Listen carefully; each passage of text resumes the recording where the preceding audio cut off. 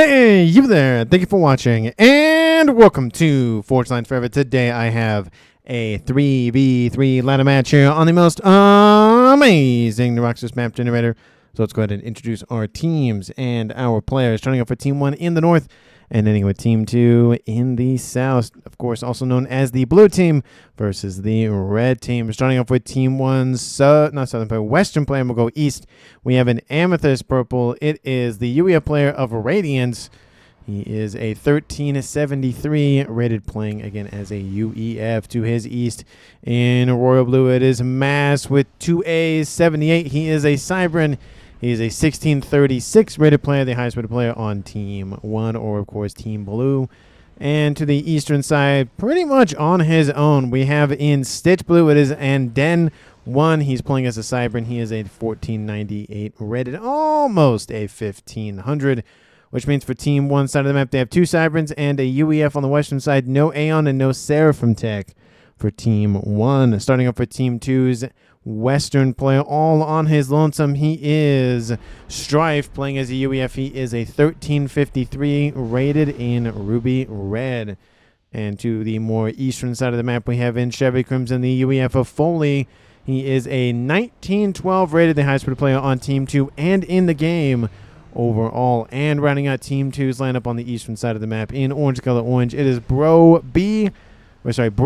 I knew I'd say his name wrong at some point. He is a 1268 rated as a Cybran. So with Team 2 side of the map, they have 2 UEF and 1 Cybran. They also lack Aeon and Seraphim tech, same with Team 1, which means there are no Aeons and no Seraphim. Apologies to those loyal to the princess and to those who love to make a grand entrance, but just some reason always arrive late. No matter what you do, you just always arrive late. And I will note the differences between the faction makeups for both teams. Team 1 has 2 Cybrans and 1 UEF. Team 2 has 2 UEF and 1 Cybran. So a little bit more Perseus and a little bit more bricks will be pretty much the difference roughly between the two teams. Taking a look at the reclaim situation, currently sitting at 18,000 mass and reclaim. It actually is a lot of reclaim per player. 3,000 mass, just a little bit over that. So a lot of mass to scoop up for our players. There's really not a huge clumpage. I've kind of been seeing this trend with the map chain, or at least the games that I've been casting recently, where there's no, 1,000, 2,000, 1,500 wrecks. It's, I guess yesterday there was I think a couple of thousands roughly, maybe, but they're all kind of been about the 750 or lower realm. In this game, same thing, 300s, 400s, 200s, almost 400 there. There's a lot of those. It's worth going after, but it's just scurrying around the map to grab as much as you can, not just go for one point on the map and go everything there, go there kind of thing. Taking a look at player distributions here before they start shooting at one another. We have 1v1 on the eastern side so far between Team 1's Anden and Team 2's Bro B. Again, I'm trying to pronounce the R Bro B in his name because I, for some reason, just left out the R when I've been casting him in the past, so trying to make that a point. And on the western side, we have Team 1's Mass with 2 A's and Team 1's Radiance versus Team 2's Strife. No movement, I was going to say yet from Foley, but he's going to be moving in the middle. So instead of leaning into the advantage that Team 2 would have on this eastern side, he decides to go west to help his western player to make it a 2v2 in the west and a 1v1 in the east. Again, I don't see really a lot of action going this way. Maybe later on, but definitely no action going north to south. So unless you count maybe some transport dropping off units, that's probably about it. And at the same time, speaking of which, we have Mass and we have Foley dropping out forces to those tri-mex positions. And before I forget all of the other mex locations on the map, we'll take a look at Team 1 side of the map. There is a 5-star mex and another 5-star mex in the background, safe out of Team 2's hands. Obviously vice versa for Team 2 to Team 1. Trimex position on the eastern side there, and then another Trimex position a little bit more thinned out instead of the more kind of triangle shape that we normally see. Of course, that Trimex position in the middle, and then another one in front of Radiance's main base. There are some mexes dotted, at least one-offs around the back line, so there's a little bit of no clumpage, but a little bit of clumpage, so it's kind of a nice little best of both worlds scenario, depending on what you like to see. T2 upgrade started for Strife on the western side, so already going for a defensive upgrade, waiting for Foley to arrive and at least an assist and try to maybe draw this into more a 1v1, 1v1 scenario versus a 2v2 versus, well, 2v2 scenario. We do see a couple of Mech Marines still trying to hold that Trimix position on the western side. They're not going to hold it for much longer, but they did, delay it for a little bit, which is better than nothing. Gun speed and range started for Endenscom on the eastern side, and he's going to have the advantage for now unless Bro B makes a point to go for his gun upgrade. Radiance goes for his gun upgrade as well, so we have 2 guns for Team 1, no guns for Team 2 yet. Strife almost done with his T2 upgrade, though. We do have Foley pushing into the frontline manufacturing facilities. Radar being built. Love to see that. Team 1 PD going to be built. Love to see that. He also has some forces backing him up. I think I see... I thought I saw some Lobos. Looks like it's all Oh, there's 1 Lobo mixed in there. Would like to see just 1 or 2 more just to help deal with the Team 1 PD. Gun on the eastern side for Broby. And so it's going to be, again, gun BT2, and no upgrades yet. No combi-com action as of yet, but I expect it to kick off between Foley of Team 2 and Mass with 2 A's for Team 1. PD, it's going to stay alive, but Foley being pushed back primarily by the fact that those Mantis full charged him. They wanted to go after the artillery units. Definitely a smart play there. Takes out the range advantage. There's more on the way, to be fair, and there's actually a lot of them inbound, so it looks like he heard me through the ether there. T2 pushing in, but there's a gun done for Radiant, so it's not really going to work out for Strife. He's going to lose a lot of hit points very quickly. Eastern side is not kicking off just yet. Still started for Team 1's. And then, and I will note the first combi-com action has occurred between Radiance and Strife. Radiance is the one doing the shooting. And I think there was a little bit of back and forth. Maybe not. But at least Radiance did draw first blood. Didn't kill anybody yet, but at least drew the first drops of blood. All of that for a drop of blood, of course. Mass with 2 A's being pushed back by Foley. Foley dropping into the yellow now at 1-star vet. He has the hit point advantage not only because of the veterancy, but because he's just UEF and he has 2,000 additional hit points. T1 PD being built. Radiance being almost out DPS at this point. He needs to fall back. He needs some either bomber assistance or something. He does have more Team 1 forces inbound. Lots of T2 PD Strife. It's a lot of focus going on this. They might grab the Calm of Radiance here. He does have to be careful because there's a lot of PD shooting at him. He is dealing with it quite nicely, though. There's only 1 more remaining for now. But that T2 engineering suite really speeds up the construction of those PD emplacements.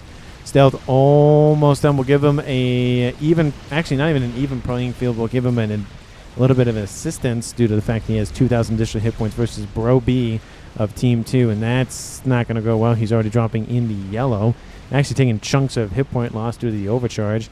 Foley has grabbed the Trimex position, and we have Radiance being surrounded. I gotta have to put things up because things are kicking off. I don't want to miss any of the action because I have been known for doing that. Radiance being pushed back. Foley doing a great job of kicking out Mass. Both of these players for Team 1 have lost their frontline positions. One due to a just calm full sending it. The other one having a T2 engineering speed on board.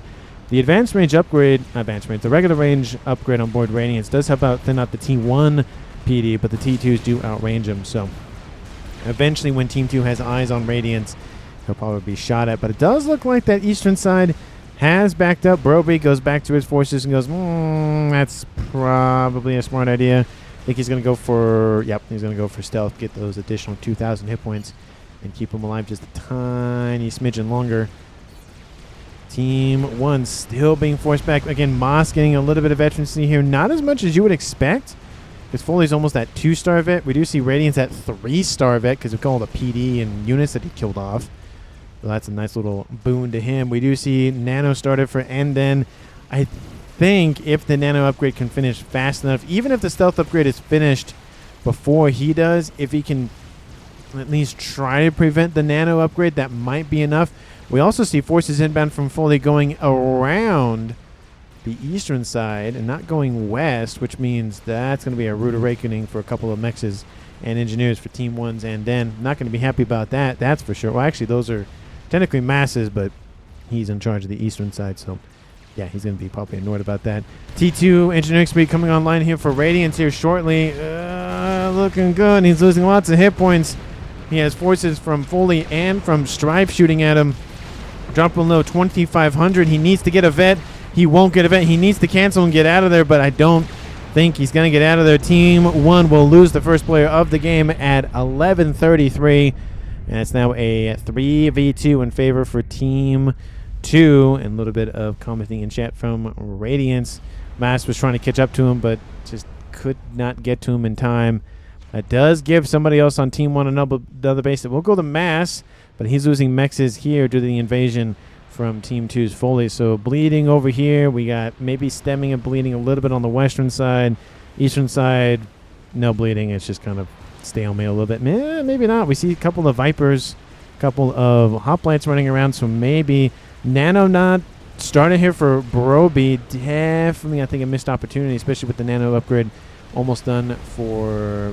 And then we have forces finally dealt with from Team 2, at least on the ground. Air units, that's definitely a different concern.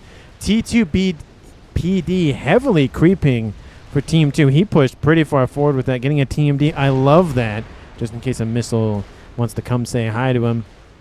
He does have a fallback position. Not a lot of PD, but at least a shield and maybe a tiny bit of AA. I do love the radar, though, being there. Definitely gives Team 2 just a little bit more eyes and ears on that western side. And then air scouts fanning out to get a really clear view of what Team 1's up to. Love that. We do see Anden and Brobery still going at it. And Anden finished with the Nano upgrade. It's 78 versus 18. That is a significant amount of hit points ahead. He could just walk down the comm, pretty much. Again, it's both guns. Both have stealth, so both of them at least have to have either radar, or actually not even radar, have Omni or Vision constantly on top of one another to be able to shoot at one another. But for now, it's going to be more reliant on Vision. Unless somebody doesn't have power, then the stealth upgrade doesn't really work because you need power to run the thing. Just like the cloaking upgrade, just like the teleporter upgrade, just like all those kind of upgrades. And then, I mean, he's facing off against Rhinos. He has more Vipers and Hoplites. He does a couple of Rhinos in there, but a lot more here for Broby. I will take a look at the eco before things really start to kick off. 13, almost 14 minutes on the clock. Team 2 starting to pull ahead due to the little bit missing eco on the western side, but not, again, a terrible amount, to be honest. We're talking about 30 mass a second, divvied up between 3 players. That's 10 mass per second. That's roughly a T2 mech single ring, so if that's a way to kind of visualize roughly what one team has above the other. So it's not a crazy amount of stuff.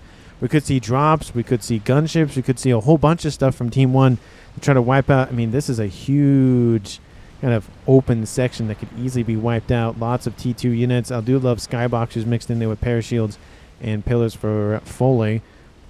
We're trying to get a little bit of coverage both in the AA and the air to, actually not air to ground, just ground to ground. A couple of T2 mechs is being wiped out. Love missile tech. There's here from Strife using the just stationary one, not building one on his back. Would give him a little bit more mobility, but he just wants to get missiles out soon as possible. Would love to see a shield emplacement, even if it was just a parashield to protect himself, just in case. He does have a T1 AA emplacement. Nothing T2, though, so gunships could maybe have some fun with him. We do see a T3 gunship, speaking of which, for Moss, so he has T3 air online. Team 2, ooh, no air, no air, no air. Huge possible advantage for Team 1. Not even a T2 air facility online for Team 2. This is big, but this does benefit Team 2 on the ground, though. Look at this huge force from Foley, and then, of course, could be easily sandwiched by the forces from Broby, but he's not pushing in. He is going to go for Nano, just in case. And look at those forces, and just going to, yeah, we're just going to follow what our teammates did earlier on, and that's not going to be good for Team 1. We do see some bombers inbound. They're going to try to get wiped out before they have a chance to drop their payloads, but I don't think they're going to get much time, to be fair. There's one gunship. One gunship's definitely not going to be enough to stop that horde. Western side, most of those forces have been dealt with. Missiles raiding in, still on mechs emplacements. They've been dealt with, at least for that one. I would assume Team D is being built over here in this base that isn't guarded by Team D for some reason. And ASS flying over top, also securing the skies for the gunships. But again, there's a decent amount of flak here. Everything from Anden falls back, actually kind of splits either accidentally or on purpose between the forces coming in to sandwich behind and then in front. So that helps a lot of just kind of keeping this little group of force contained. They can't fall back, but they can't push forward. They're going to get shot at in both ways. Whaler is taking a significant amount of damage from that flak. Really needs to deal with that first. I think it's only really targeting the pillars. There's a lot of pillars in that mix for Foley. He definitely had more. He has 41 on screen. That is an incredible amount to have. I think he's at T3 units now. Yeah, 48. I see a couple of Titans running around as well. So trying to transition to more in that T3 stage. Again, he's UEF, so he has Titans and he has Perseus. The, not the Aeon, not the Cybers. The Aeon and the Seraphim get the sniper bots. They don't get the secondary assault bot, but they get longer range. So longer range, less hit points. That's a quid pro quo kind of thing going on over there. Western side, we have Strife now have a shield. Love to see that. Would like to see maybe some TMD just to protect him. A little bit more TMD, not just one, because Vipers can just rampage shielding, especially if it's just one TMD protecting it. We have gunships inbound. Don't know where they're going, but they're going somewhere. Team 2, do you have any? Yep, okay. T2 air facility going straight for T3. He sees what he's missing and goes, I probably should come up a way with deal with that. So he's going for T3 air now, and that's going to get some ASFs and possible gunships online shortly. Probably about 20-minute mark. We'll start seeing those really starting to really expand out. We have the Titans distracting all of the Cerberus PD shots while they go around. Don't know why they're doing what they're doing, but they're doing something. We see a couple of Flapjacks in there. Flapjacks, of course, not as good as the Vipers, only because if you shoot the missile for the Viper, it splits off and does do some damage. The Flapjack doesn't do that, but, not every faction can have the best of everything. Volcano is the best TMD, and TML, of course, is the Viper / the TML4, being the tactical missile launcher who holds 4 missiles at a time. Very just flat-out way of naming things, those Cybers. Titans, I don't see Percy's in that mix, maybe just because they're a little bit too slow, or just he hasn't transitioned to that phase just yet. He should be working on it shortly. I mean, maybe he wants to just get units to the front line sooner. That would be those Titans instead. But this position is getting bombarded. There's a lot of TND being built. We also see some Vipers from Team 2 and some Loyalists from Broby as well. He's also stacked up some forces over here, so it's just attack on this front, attack on this front, attack on that, the everything front, and attack on this front. Team 1 is being pushed. Power outage possibly for Team 2 because there's no way they do. Oh! Or that happened. So while Team 2 has been invading on the ground situation, Team 1 has done a great job of just flying overhead. They've wiped out these mexes here, these mexes here, wiping out more mexes. Lots of dead mexes for Team 2. That's a huge drop in eco. They did recover a little bit because it was definitely a power outage to some degree, but that is a discrepancy that Team 2 desperately wants to fix. Mass in his main base, defending as much as he can. Titans are inbound. There is a pillar that breached the front walls, which don't really exist because there's no walls here, but you kind of catch my drift. They breached the front perimeter, and now they're moving on to more of this base. Lots of Team 1 Mantis spam, just trying to help out. Bomber over top, trying to thin their numbers out and hit points as well. The Whalers have finally been dealt with. Some ASFs, some being one makes it back home maybe, or they just all died back there, but they did do a massive amount of damage. Looks like they also maybe went after stuff down there as well. So the ego situation is in favor for Team 1 for now, but there's still a lot of pressure over here, and there's still pressure on this eastern side. Definitely very much diminished, but you see the transition into T3 start to percolate and trickle in from all of the, again, focus on more beefier, tankier units. And, of course, the Loyalists have EMP weapons, so why would you not want to have an imp on board? More gunships. These are T2 variety stacking up. Looks like a couple of Rhinos just really holding that vector. Luckily for Team 1, Team 2 doesn't have hover tech, or this would be a worse situation with all the blazes and all of the Zooey and all of the Yenzian and all of the shielding and all of the everything, the flak. It's just a lot more annoying. And the Othams, granted, the Othams can just go underneath the surface as the Brick can, the Otham can, the Percy can. The Harbinger cannot. It cannot go into the water. But it does have a personal shield, so kind of does help out with that. We have Percy's on the western side. Love to see that. In this group, however, yeah, it's nice. I do like how they're kind of staying behind the main T2 tanks for now.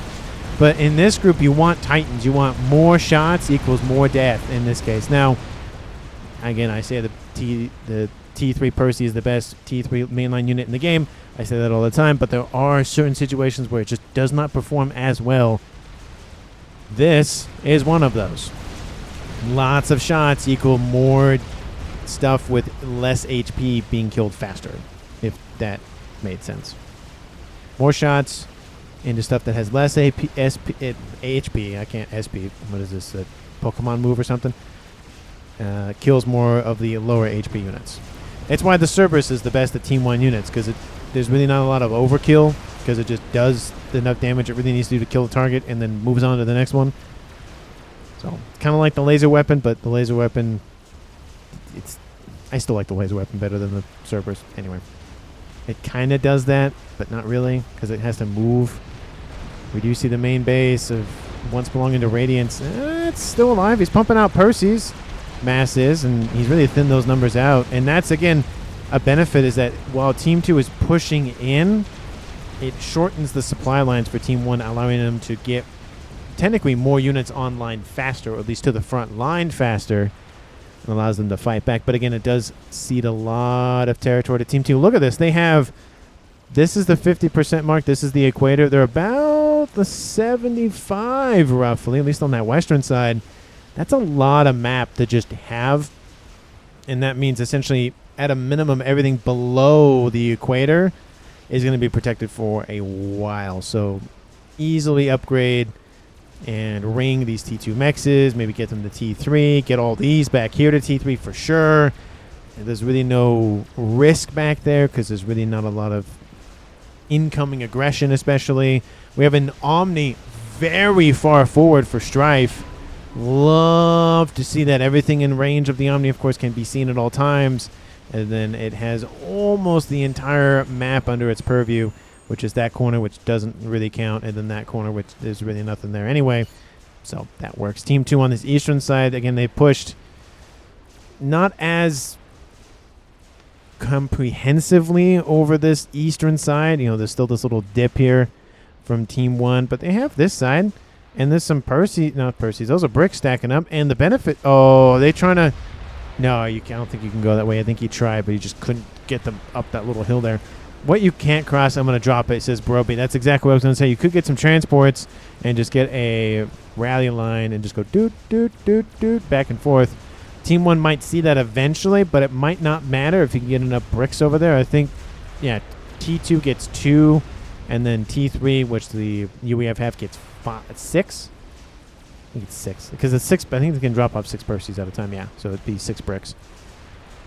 There goes the bricks. Now send them out. Go north. Go west. Go. Doesn't matter what direction. Just go. Because the longer they wait, the less stuff they'll kill, and the sooner Team 1 will spot them. Tons of bricks inbound to try to defend. This TMD base is holding, and it's a lot of aggression. We actually see all of the collection from Team 2 just in one spot. Now the downside with this, and we see some redirection missile systems as well at play. One of the things I'm kind of wishing that Team 1 did is build just a couple of clink hammers, or shoot, what are the Cybern ones called? The T2 artillery. Oh shoot, because it's the miasma for the Aeon, and then the Zathutham for the Seraphim, and then the clink hammers. Oh, it's going to come to me at some point. I know it is. I could just pull up an engineer and look it up, but eventually it'll pop up on screen.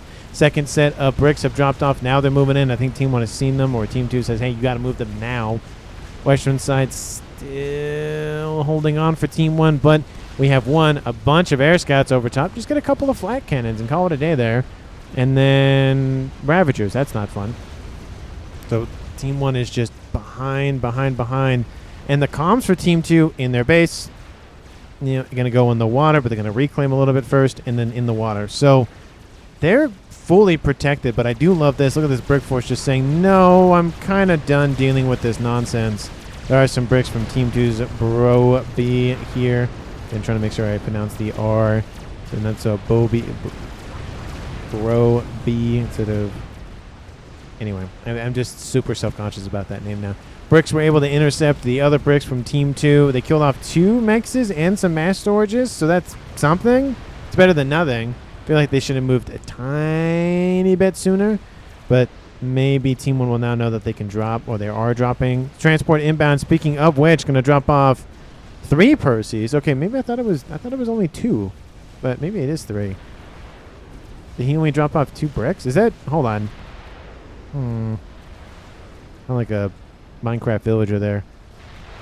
And he's dropping it. Yeah, he's dropping 3 off. This would be a nice grab. There's a T3 Pigeon there, a couple of T2s. There's some T3 mexes here. They are dropping in between 2 Perseus and 2 Perseus, 2 sets of bricks, and they're in range of the Cerberus PD. So there's that. 1 brick is down. Oh, that Percy probably will die before the brick does. Ping's going down from Team 1 probably. There goes that brick. They died simultaneously. And looks like that hydrocarbon's gone. A couple of T2 Pigeons will go down, but that's probably about it. That Cerberus, it's really taking a while to kill that thing. Western side, Cerberus, not Cerberus, but Percy versus Percy with Ravagers mixed in.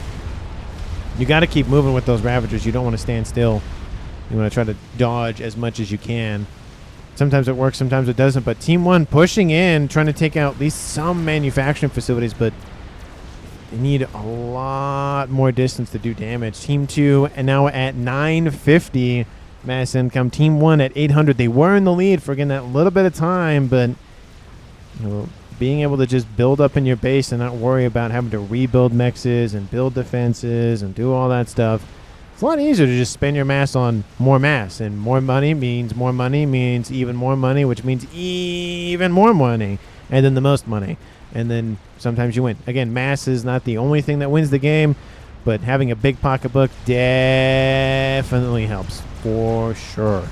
T3 Mex on the front line. That's a little ambitious, to be fair, but hey, at least he went for it nonetheless, so I got to applaud him for that.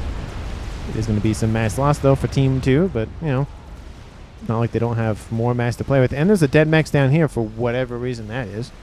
Air grid being built here by Team 2 Strife. Going to help assist fully in the air game. Love to see that. Even if it's just gunships, at a bare minimum, that'll help out a ton. Because Team 1, they don't have a big air grid. They have a small one here, and that's it. They have 1 T3 air facility over there, probably for...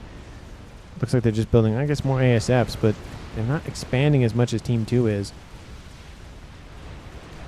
And in terms of the overall game, we're about halfway through, so Team 1 has only lost 1 player, being Radiance, at 29 minutes. Team 2 hasn't lost anybody yet, so it's not going to be a flawless game where nobody dies and people just dip and that's the game and no deaths or that sort of thing, but possible flawless game for Team 2.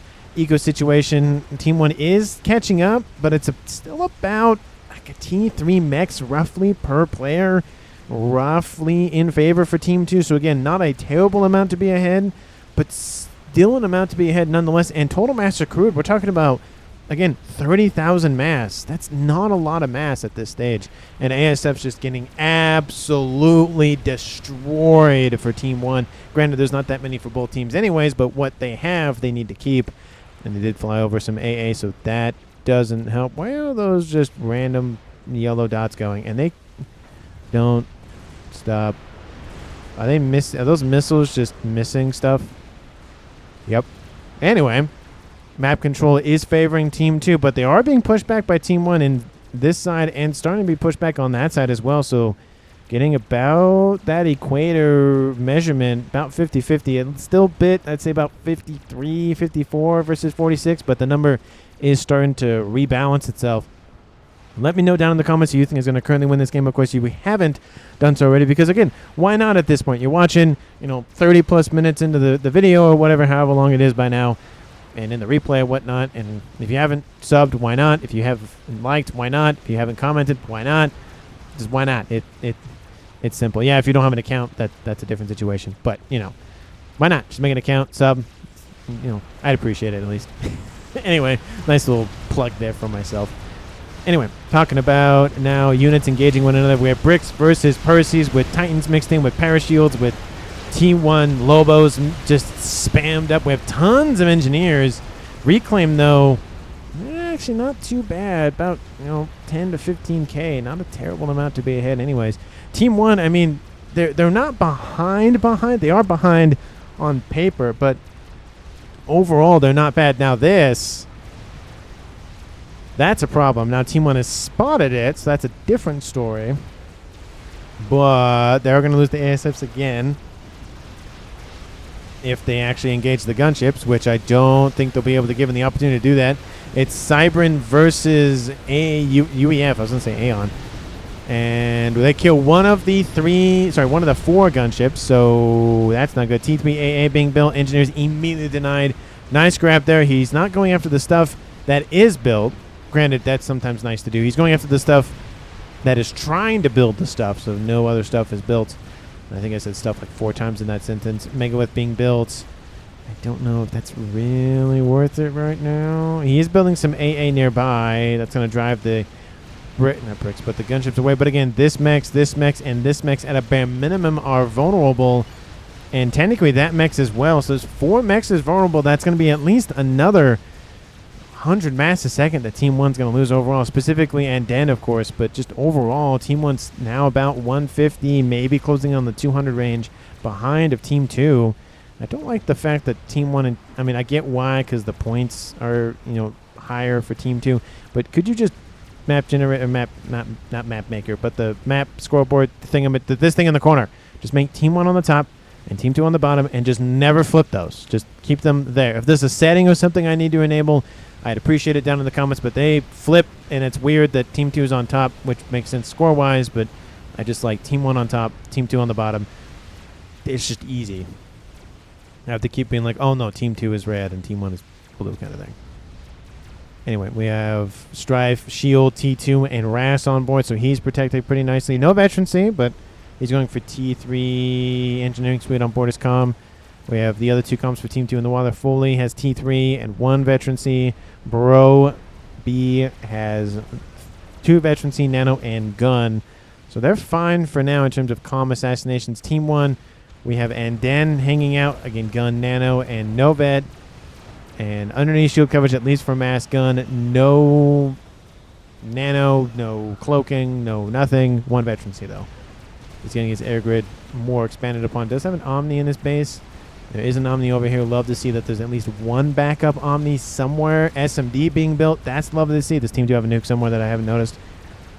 No SMD. Love to see that, but no nukes. Yeah. Ooh. Oh, he's doing the Control K reclaim rebuild tactic, which I feel like doing 3 at the same time is probably not as beneficial as just building 1 at a time. But he does have 500. Actually, he has the most mass being produced per second in the game right now. So he's going to jump decent with those 3 T3 mexes. So again, who am I to judge? But I do make comments about stuff just partially just to draw attention to it, partially just like, oh, why is this player doing this? I've seen other players do other things. Why is he doing a thing? Is this better or is that other thing better? For more of my knowledge and being able to cast, 700 plus casts, and I learned something. At least I try to learn something every cast. Not exactly possible sometimes, but sometimes it happens. Bricks holding position. Nope, they're going to engage. Team 1 is trying to. They're constantly crashing on this position. Team 2 is, I think, pushing out. Probably not the best idea. They did try to grab this position, but when you push out, you really want to just grab it and hold it, not push in, kill a bunch of stuff, and then just go right back, because then that power vacuum just goes right back into Team 2's hands, or just gets filled by Team 2 again. Tactical missile started for Foley. Oh, please. Do the thing. Do the thing. Do the bit, Joel. Do the bit. That's what I'm thinking about. There's a for those that caught that reference. Anyway, lots of clips on YouTube and whatnot of just all the stuff. You start scrolling at 1 o'clock at night or 12 o'clock at night, and you're like, oh, that's funny, and then you scroll and you're like, oh, that's funny. Anyway, some things just stick with you more than others. Bricks are pushing in. This western side of the eastern side is weakening. It's just not. There's a lot of spearheads, so that's probably what Team 1 wants to grab. If they can get to it, the benefit for Team 2 is they can just hide right here and shoot over this little mountain. The downside is they have to use the missile tech, and Team 1 could just do the exact same thing. Crab is online. The missiles are moving. Why are the missiles moving? You got to keep them back. Oh, that's a lot of dead missiles. And he notices it too late. Ooh, that's got to hurt. That's pretty much all of their spearheads gone. And that Megalith is going to get a little bit more cocky and pushing. Fat Boy on the western side versus a bunch of bricks. And I think I saw a Perseer team mixed in there. And that's not going to work. Team 2 is pushed back, but again, they've held the position for pretty much the entire game. And I don't think they're going to give it up much time. There's the Billy Nuke, and please, oh please, oh please, fire the thing as soon as possible. Are you in range? It's not loaded yet. It's not helpful. You need to load the thing, and then you can fire it. Are there loyalists? No. No redirection systems on board. There is a lot of TMD, though, so that is the one thing going for this. Second crab online, and Team 1's adversaries of Team 2, they're actually moving, going to collect on this eastern side. Not great, given the fact that there's another Megalith inbound, and it's going to go this way, so it's going to just box them in even more. Actually, that's a circle. That's going to box them in even more, and it's just not a good shooting gallery to be in, that's for sure. Fat Boy online for fully, so there's that Billy Nuke inbound. It's going right in front of the bricks. Now, if they move forward, that's great for Team 2. I think the Team D is barely out of range. That is the wrong player anyway. It might clip it, but I don't think it'll do enough damage to actually kill off the missile before it lands. Actually took a while to fire, but again, loyalists need to be in that army as much as possible. Redirecting those missiles is very, very vital when dealing with a UEF. And, oh, yep, it got a couple shots in, but not enough. Boom, wipes out a chunk of the bricks. It does a great job. It wiped out some hit points for the Megalith and lit its feet on fire, but that eastern side is now collapsing. Not a lot of AA coverage, though. Actually, pretty much none at all. Gunships very much poised to move in, and secondary group of gunships inbound as well. That's going to rip that Megalith apart. Where are the bounces? Where are the... I was going to say bangers, but they're right there. And the ASFs move in, and actually, the numbers do favor Team 1. Nice Billy Nuke there. Does another chunk of damage to the Mega. The gunships from Foley still engaged. The ones from Strife fall back. And ASF still spinning around for mass. And they're not going to win the air fight, but they're going to do some damage to the gunships. They're going to switch targets to the Mega. Nice choice there, trying to kill off that one. That one's might actually want to go after this one first, but there's a lot of bricks there, so there's that. Megalith done once again for mass, maybe?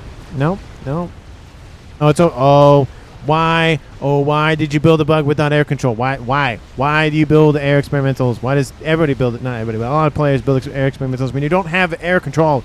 Now, if you want to win air control and have it being built in the background, that's one thing. But already have it built without having air control, it just drives me nuts.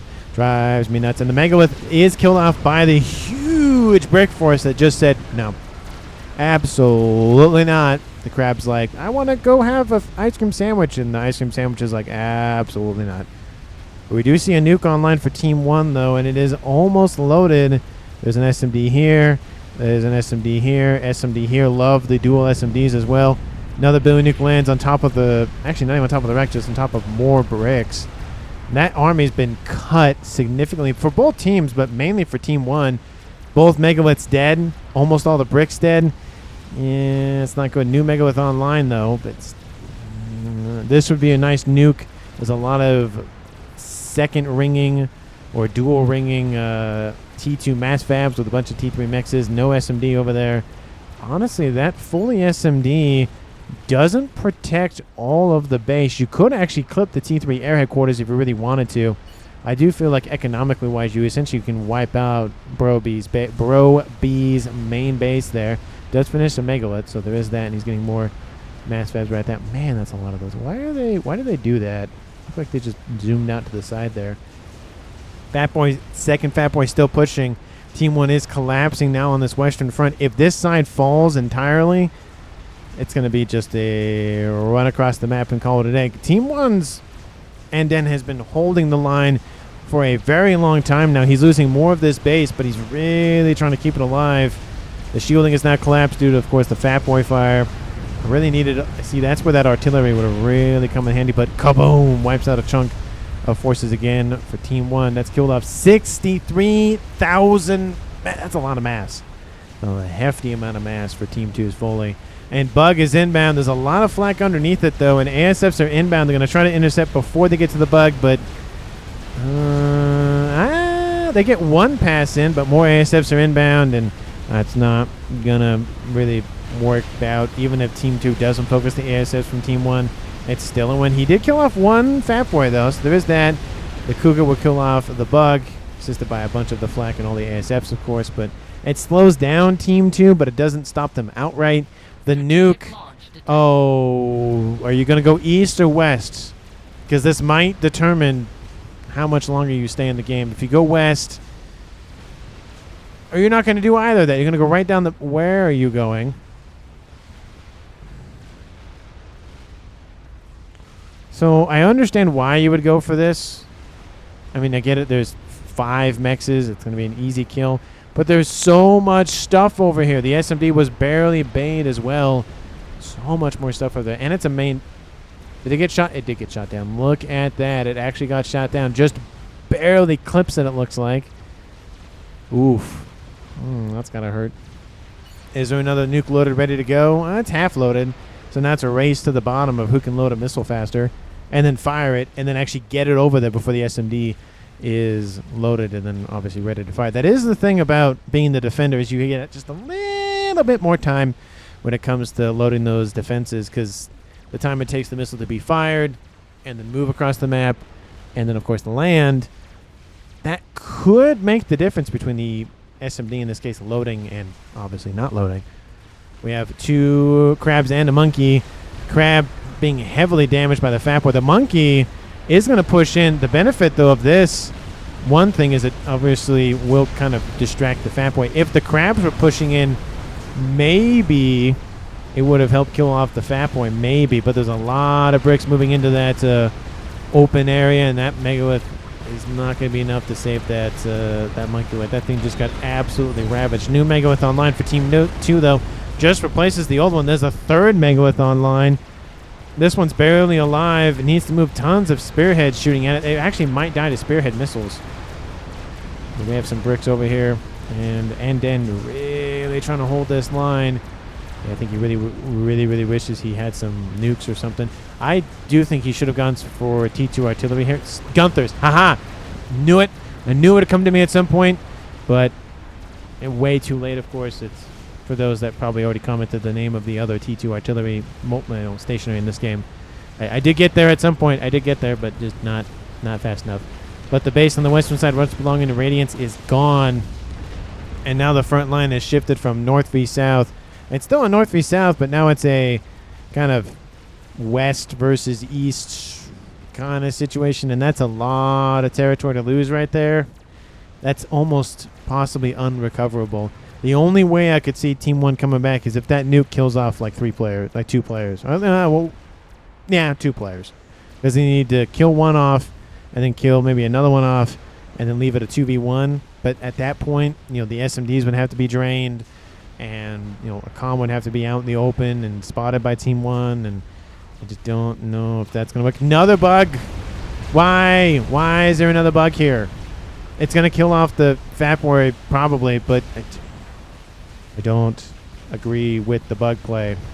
Is that artillery? Are you launching artillery Team 2? Where is that? Is that over here? That's over here. Okay, well, that's a different story. 44 minutes on the clock. Team 2 has artillery. Team 1 does not have a shielded grid for the most part. The shield actually is down around the... Oh, good thing it wasn't touching the SMD, because that would have hurt. But the bug is dead. The Fat Boy is dead. It delays Team 2 moments. But, oh, and it crashes on top of the bouncer. Oh, that's not fun. I thought I heard an explosion somewhere else, but nope. Megalith, the eastern side, goes down.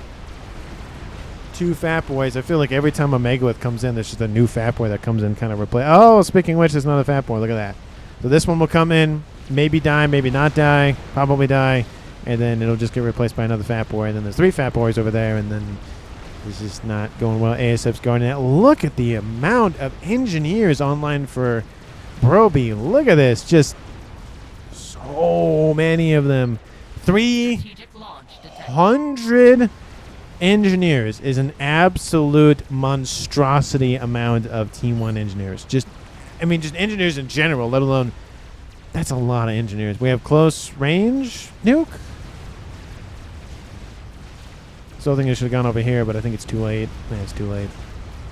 Ooh, the FAF is going to die, though, and it's actually going backwards. And it's not going to get out of range in time.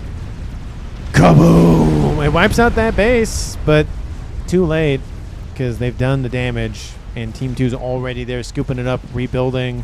Not even rebuilding, just taking it over, building up T3 mexes. It's not going to be enough. Megawith almost dead. Not Fatboy, but Billy Nuke lands in front of the engineers trying to scoop up reclaim. Lots and lots of spearheads, though. I will say that. Again, using the environment to his advantage, hiding his forces behind this little hill. It was more than enough to just constantly annoy. I think maybe if Anden held up maybe in this position, maybe it would have been a little bit better. Kind of created the exclusion zone here instead of having the base here. Because the problem is you can easily hide behind this position as we've seen and then go around or try to skate on by. It's just not a great position, and had he fell back just a little bit further, it would have been close to his main base, but he could have lined up artillery right here. He could line up PD on the edge, get shielding. It forces Team 2 into a narrow environment while he has the joy of just kind of having a nice wider arc to shoot from. It's just hindsight. Pausing, rewinding, if those that are actually watching, not actually watching, but those are watching the video. I don't have the luxury of rewinding, which would be nice. It's not going to happen, though, and I get why, but just have that be a feature of Sanctuary. Just be able to rewind replays. That'd be just chef's kiss, would be amazing. Western side, we have a pushback from Team 1, but it's not going to matter. As much as it's nice to get a nice last little hurrah, 46 minutes on the clock. ASF's moving in, killing off the rest for Team 1. We have artillery landing in from Team 2. No nuke from Team 2? Yeah, I don't think any nuke, but it just kind of... I thought that was a Maybor for a second. I was going to just be like, I completely missed that. How did I miss that? But, yeah, it's just not... It's not going well for Team 1, and I think at this point it's now at the beginning of the end. Now the question is, they're going to go after straight after Mass. Yep, gonna go right after Mass's Calm. He's killed off, and then they're gonna go straight after, and then right after that, I would assume they're gonna go after SMDs, and no, they're gonna keep them alive just a little bit longer. It looks like. Yeah, but he's not gonna last much longer though. He's being surrounded essentially on all sides, or almost all sides. He has an escape route that way, but that's not gonna help much. And his base is gone. He's falling back. Megawith's in range. And not targeted yet. Oh, no, he's not being shot at. There he goes. And that's the last remaining player for Team 1. Flawless victory for Team 2. MVP. I mean, I got to give it to Foley. I'm